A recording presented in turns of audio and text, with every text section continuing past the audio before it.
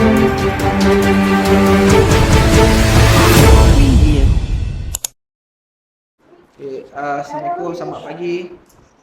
Salam sejahtera, salam Malaysia Madani, salam Penang 2030. Terima kasih kepada semua wartawan lanjut bersama ke sidang media Let's Walk for Thalassemia 2026. Saya pasti semua dah dapat press kit daripada pihak Nganjur, daripada pihak majlis juga. Okey, semua boleh ambil maklum. Okey.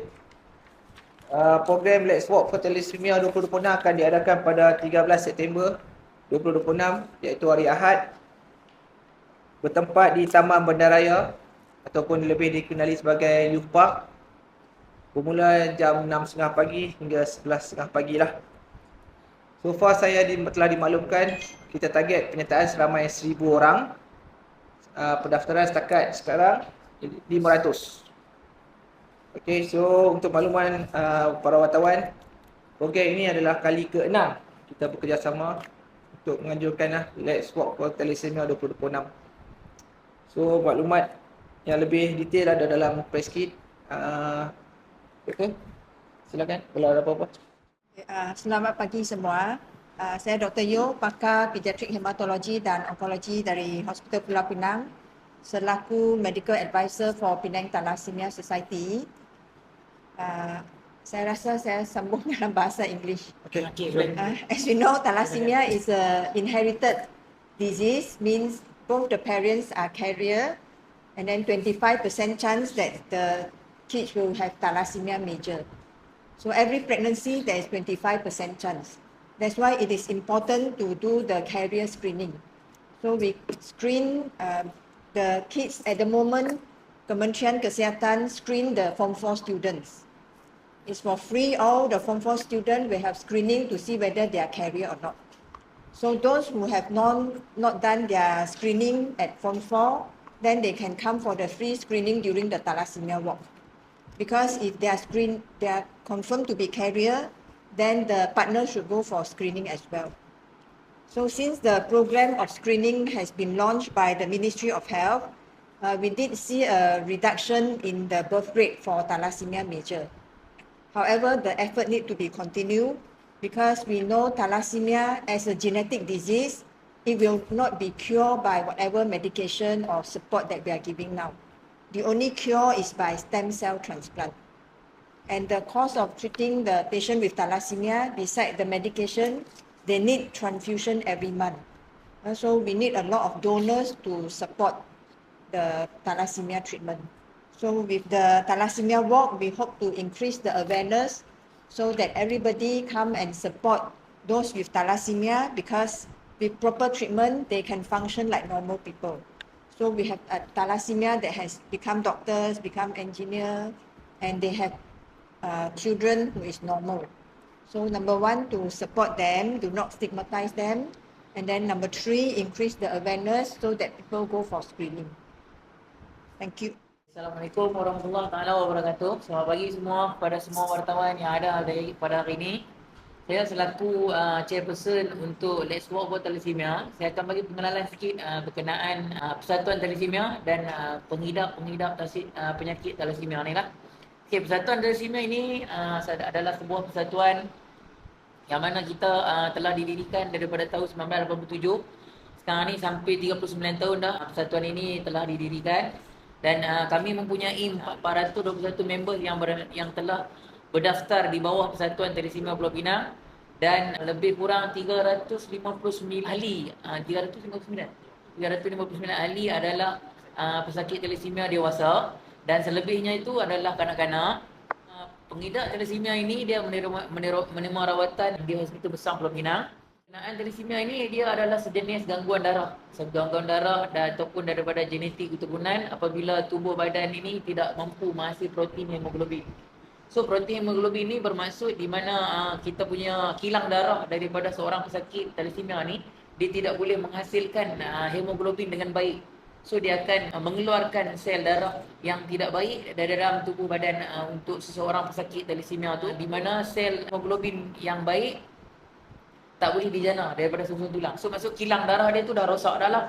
Dia tak seperti orang yang normal dan seperti orang yang biasa yang mampu menghasilkan sel hemoglobin yang baik. Seterusnya cara untuk pesakit thalassemia ini menghadapi adalah melalui pembinaan darah setiap bulan, dan sebabkan setiap bulan kita dah melakukan pembinaan darah yang berterusan daripada sakit itu dapat dikesan, sehinggalah contoh kalau macam saya kena daripada umur 5 tahun hingga sekarang dah 37 tahun. So maksudnya saya kena tu dalam 32 tahun. So dalam 32 tahun kandungan zat besi di dalam badan setiap kali saya melakukan pembinaan darah dia akan tinggi. Maksudnya bila saya melakukan pembinaan darah, dalam pembinaan darah tu dia termasuk sekali dengan zat besi ke dalam badan saya. So cara untuk saya membuat iron chelation ataupun penyingkiran zat besi melalui ubat-ubatan ni lah. Ubat-ubatan ni ini dinamakan L1 ataupun sekarang dia beri iron prawn ataupun deferriprone lah. So ini adalah saya punya ubat untuk iron chelation. Tu SJ, ini SJ, yang ni L1 dan ini deferral. Deferral ni adalah melalui suntikan. Selain daripada oral, kita buat makanan, lidah makan, dan ini adalah penyuntikan, suntikan. Untuk apa? Untuk mengeluarkan zat besi di dalam badan lah. Disebabkan iron overload di dalam badan. Iron overload di dalam badan ini dia adalah akan menyebabkan kita punya organ-organ di dalam badan ni dia mengandungi masalah lah.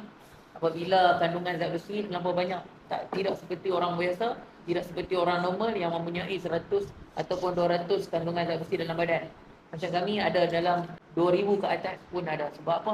Sebab dia pembinaan darah yang berlangsungan terlampau lama sangat. Saya tambah sikit daripada Cik Karul yang cakap. Saya wakil Persatuan Thalassemia. Pesakit thalassemia ni macam yang ubat yang makan ni, dia kalau dari segi efek dia akan rasa panas apa semua tu, yang tu biasalah dari segi ubat yang standard.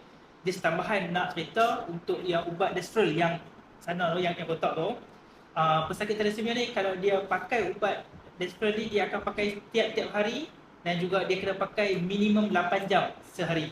So tu yang keperluan ubat apa semua. Terima kasih kepada hospital lah atau Kementerian Kesihatan yang banyak membantu pesakit-pesakit thalassemia, dan juga Pulau Pinang punya Persatuan Thalassemia agak orang kata establish lah. Kita banyak dapat bantuan daripada tuan-tuan juga yang banyaknya, dan juga kita kata yang lain-lain lah banyak membantu bagi sumbangan apa semua. Dan tapi yang sebenarnya yang paling penting adalah dari segi awareness, dari segi kesedaran tu. Sebab kalau semua orang tahu penyakit ni boleh dibendung lagi baik, dan kalau dah ada pesakit lah, kita dah bagi dia orang kata hidup sama macam yang orang yang normal. Itu saja. Kita masih buka penyertaan dalam aplikasi Hongwei, dan yuran penyertaan ni adalah sebanyak RM35. So yang setiap peserta yang daftar akan mendapat t-shirt, lucky draw dengan light refreshment. So kita ada dalam 35 unit lucky draw lah. So hadiah utama adalah sebuah motosikal lah untuk lucky draw. Kita juga pihak penganjur bersama pihak pertubuhan dan pihak hospital amat terima kasih lah kepada kita punya sponsor lah. Kita tengok senarai sponsor kita ada Hospital Pulau Pinang, Pharma Forte Malaysia Sdn Bhd, Tech Exchange Resources, Prime Medical, Aman Setia Group, InnoQuest Pathology, Huawei, ENO, G Hotel, Citytel, Shangri-La, Vogue Hotel, Hometon, Well Wishes, dengan yang terkini adalah HOH Water lah. So kita terima banyak jugalah sponsor-sponsor. Kami di pihak penganjur juga mengalu-alukanlah penyertaan orang ramai ke program Let's Walk for Thalassemia 2026, kerana program ini adalah untuk program kesedaran lah, bukan untuk bersifat keuntungan.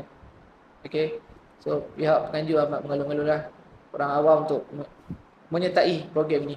Untuk makluman tuan-tuan dengan para media, kita juga akan adakan saringan ujian thalassemia percuma untuk first 100 orang lah. So kalau ikutkan untuk sekepala tu harga untuk nak test dekat hospital luar adalah sebanyak RM160. So pada hari program kita akan buat, kita dapat sponsor dari Thalassemia and also InnoQuest untuk buat secara percuma untuk 100 orang pertama. Let's walk for Thalassemia 2026. kasih.